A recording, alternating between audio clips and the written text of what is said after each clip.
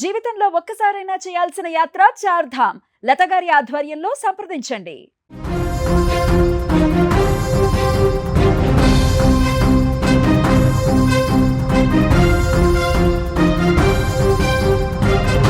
Iran America యుద్ధంతో పశ్చిమాసియా రగిలిపోతుంది. మాటల యుద్ధం, సవాళ్లు ప్రతి సవాల్తో వార్ పీక్ స్టేజ్కి చేరుకుంది. అయితే ఇలాంటి సమయంలో America army chief of staff general Randy George అర్ధాంతరంగా రాజీనామా చేయడం ఇప్పుడు సంచలనంగా మారింది. అసలు ఒక భయంకరమైనటువంటి యుద్ధం జరుగుతున్నప్పుడు ఆర్మీ చీఫ్ ఎందుకు తప్పుకున్నాడు? అమెరికా సైన్యంలో అంతర్యుద్ధం మొదలైందా? ట్రంప్ మాస్టర్ ప్లాన్ ఏంటి? ఈ వీడియోలో పూర్తిగా తెలుసుకునేటువంటి ప్రయత్నం చేద్దాం.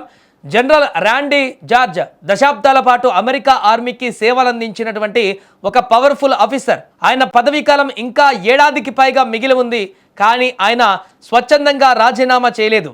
డిఫెన్స్ సెక్రటరీ పిట్ హెగ్సేత్ ఆయనను తక్షణమే పదవి నుంచి తప్పుకోవాలని ఆదేశించారు. ఎలాంటి అధికారిక కారణం చెప్పకుండానే ఒక రాత్రికి రాత్రే ఆర్మీ టాప్ బాస్ను పక్కన పెట్టడం ప్రపంచ దేశాలను ఇప్పుడు విస్మయానికి గురి చేసింది.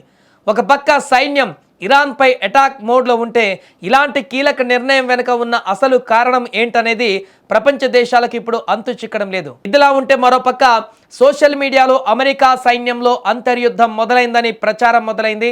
కానీ వాస్తవానికి అక్కడ జరుగుతున్నది సాయుధ పోరాటం కాదు, తీవ్రమైన రాజకీయ ప్రక్షాళన.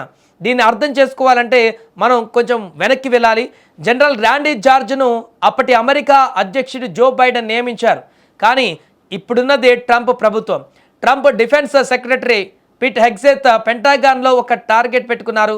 బైడెన్ హయాంలో నియమితులైనటువంటి పాతతరం అధికారులను పూర్తిగా తొలగించి తమ వ్యూహాలకు, తమ ఐడియాలజీకి 100% కట్టుబడి ఉండే అధికారులను నియమించుకుంటున్నారు. అంటే ఇరాన్తో రాండీ జార్జ్కి యుద్ధం ఇష్టం లేక కాదు, పెంటాగాన్ పైన ట్రంప్ ప్రభుత్వ పూర్తి నియంత్రణ కోసం జరిగినటువంటి ఒక పవర్ ప్లే ఇది. రాజకీయం ఏదైనా టైమింగ్ మాత్రం చాలా డేంజర్ అంటున్నారు రక్షణ నిపుణులు.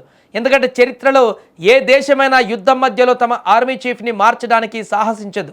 ట్రంప్ ఒక పక్క ఇరాన్లో మిగిలిన వాటిని కూడా నాశనం చేస్తామని హెచ్చరిస్తున్నారు. ఇలాంటి అత్యంత ఉద్రిక్త పరిస్థితులలో జనరల్ రాండీ జార్జ్తో పాటు మరో 2 టాప్ జనరల్స్ను కూడా పిట్ హెగ్సేత్ ఇంటికి పంపించారు. ఈ అకస్మాత్ మార్పులు అమెరికా సైనికుల నైతిక స్థైర్యాన్ని దెబ్బతీస్తాయా, లేక ట్రంప్ ప్రభుత్వం కోరుకుంటున్న దూకుడును మరింత పెంచుతాయా అన్నది ఇప్పుడు పెద్ద ప్రశ్నగా మారింది. సో అమెరికాలో సైనికుల మధ్య ఎలాంటి అంతర్యుద్ధం లేదు, కానీ వాషింగ్టన్ రాజకీయాలలో మాత్రం ఒక భీకరమైన కోల్డ్ వార్ నడుస్తోంది.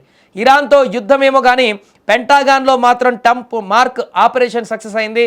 మరి ఈ నాయకత్వ మార్పులు ఇరాన్తో జరుగుతున్న యుద్ధాన్ని ఏ రీతికి చేరుస్తాయో అనేది చూడాలి. అండ్ దీనికి సంబంధించి మీరేమనుకుంటున్నారో కూడా కామెంట్ రూపంలో తెలియజేయండి.